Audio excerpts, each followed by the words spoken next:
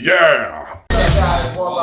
Today, well, you already know, we're sitting in Kool-Aid, drinking Kool-Aid, talking about Kool-Aid, facts. You see the way they behave. What are they putting in that Kool-Aid? Well, everyone has an opinion about Canadian federal politics. Oh, yeah. Dr. Christopher Dummett, Professor of Canadian Studies from Trent University. Dr. Dummett, I invite you to make an opening statement of up to 5 minutes. Thanks so much. I should say I'm a historian of Canadian politics, so this is a great honor. I'm very pleased to be here, but I'm not here to speak about the history of Canadian politics, sadly. I am here to speak about a survey I did with a data analyst from Concordia University about university professors, their political opinions, their attitudes towards academic freedom, and towards diversity. And the news I want to bring you, and this has been slightly preempted by the other witnesses, is that federal funding agencies, federal research agencies, the Canada Research Program, are at the moment ignoring the single biggest and most egregious diversity problem in higher education, and that is viewpoint diversity. This may seem like a partisan statement, and I would understand if you thought it was so, but it's just simply an accurate description of reality. The survey showed that, in our survey, Eric Hoffman found slightly different things. 76% of professors we surveyed voted for either the Liberal Party or the NDP. Only 7.6% voted for Conservatives. We asked them, maybe party identification is not the only thing you want to think about. We asked them how they would identify politically on the left or right spectrum, and 88% identified as left-leaning. So this is, of course, pretty significantly different than the rest of the population and of a category of a magnitude which is really unlike any other kind of diversity concerns that higher education is currently concerned about. Now, it might be tempting to dismiss this as a concern only for Conservatives. Again, I would understand if some would think that would be the case. And certainly there are consequences for Conservatives. They reported in our survey high rates of self-censorship, finding the workplace to be a hostile workplace, and a whole host of problems. I should say we also found that centrist, sometimes even left-leaning scholars, particularly feminist scholars who thought about the importance of biological sex as a really important category, also reported really great concerns about political discrimination. So it's not just a right-left concern, but it is, I want to suggest to you, not a partisan concern. It's a concern that matters towards the purpose of higher education as a truth-seeking and truth-validating research enterprise. I think that the lack of viewpoint diversity significantly damages the purpose of higher education, which I greatly support. How does it do this in practice? Well, first of all, it just reduces the effectiveness of peer review. John Stuart Mill said, "He who knows only his own side of the case knows very little." Peer review is supposed to give you the best criticisms by the most knowledgeable people who are going to be most critical of your work.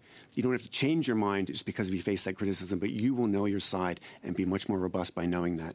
The fact is that a university higher education sector which is so devoid of divergent opinions prevents this from happening. There are other concerns. Self-censorship as well makes this even worse. So the small numbers of Conservatives and academics who are there reported to us that almost half of them were too frightened to have their colleagues even know their politics. Right? So the ability of them to actually effectively do peer review, especially in the social sciences and humanities, is greatly diminished. This leads to what some social psychologists call reputational cascades. And this is a process whereby information that is untrue or at least partial or inaccurate can be accepted in certain groups as accurate if those who have alternate viewpoints don't speak up and aren't able to speak up. Right? So this is a major concern. It also brings us a problem. That is, they say, an institution that lacks viewpoint diversity in the way that higher education does also leads to the possibility of group polarization. Group polarization is the really well-known phenomena whereby in groups, small or large, where many people actually already think alike, the absence of divergent opinions makes everyone's individual opinion, which may be more moderate, after processes of discussion, assessment, even more radical at the end because they're not faced opinions and corrective discussions. So it's a serious concern. Ironically, the current EDI policies in the Tri-Council agencies and in the Canada Research Program might actually be making it worse. the extent to which diversity statements are required, these act as a kind of political statements. I did hear Professor Kerr talking about the importance of diversity and having different perspectives in the research, and I fundamentally agree with what he was saying. But diversity statements ask for certain kinds of understanding diversity and certain politicized ways of understanding diversity. It's not about eliminating discrimination. It's about having a very politically partisan idea of what EDI means. And if you don't have those particular kinds of terms in your assessment, then it's very possible that you'll be rated lower and weeded out. So it's either you either have to lie on your assessment or risk not getting funding.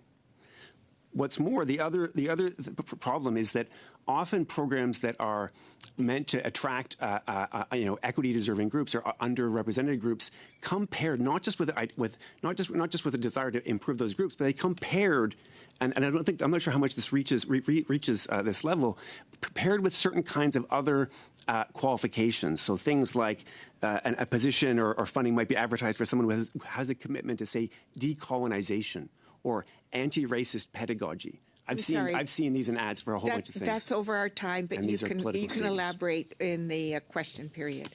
So we will now turn to Professor Pardee. Invite you to make an opening statement of up to 5 minutes, please. Everyone has an opinion about Canadian federal politics. Oh, yeah.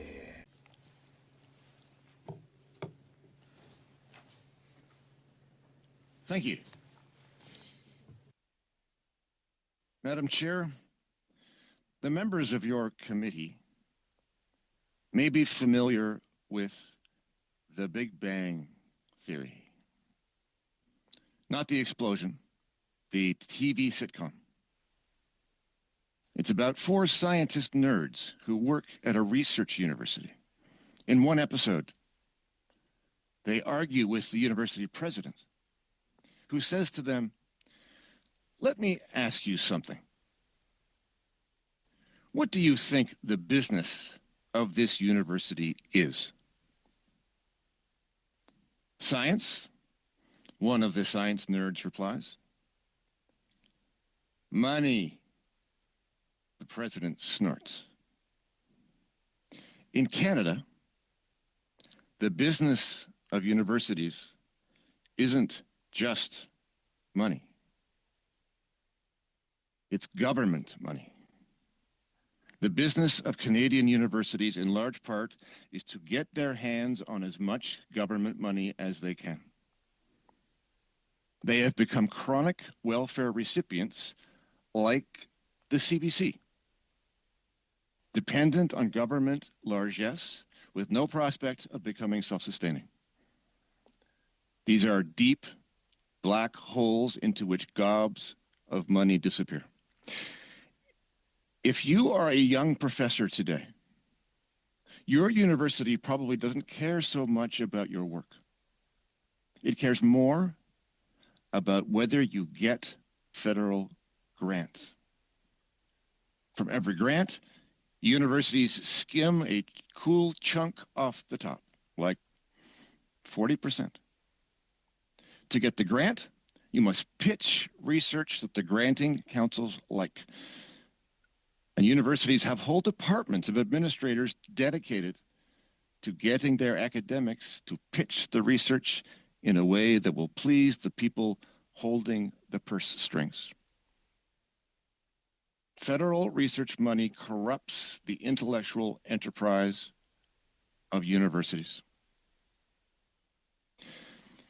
My academic colleagues and I are among the many, many Canadians feeding at the public trough. The public sector is 40% of this country's economy. That's not sustainable. It's one of the many reasons this country is becoming poor. He who pays the piper calls the tune. Government money always comes with strings. Ideological strings, political strings. The way to have politically neutral research is not to have government granting agencies. You are studying whether to reform federal research funding. Don't reform it. Abolish it. Get rid of it. Universities fall under provincial jurisdiction. Please stop interfering. Please stop taking money from truck drivers and cashiers and giving it to elite institutions. Please stop corrupting the intellectual enterprise. Please stop requiring and funding discrimination against white people, Asian people, and men. Please stop dictating how research is done and by whom. Please get federal money out of the business of Canadian universities. Thank you very much. Everyone has an opinion about Canadian federal politics. Oh, yeah. I think our leader, Trudeau, I don't think I've ever heard him say a true word. Everyone has an opinion about Canadian federal politics.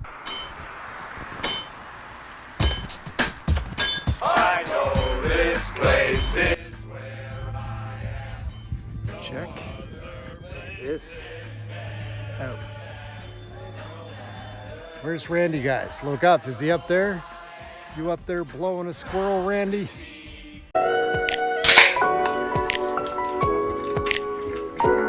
Oh, yeah. Woo! Oh,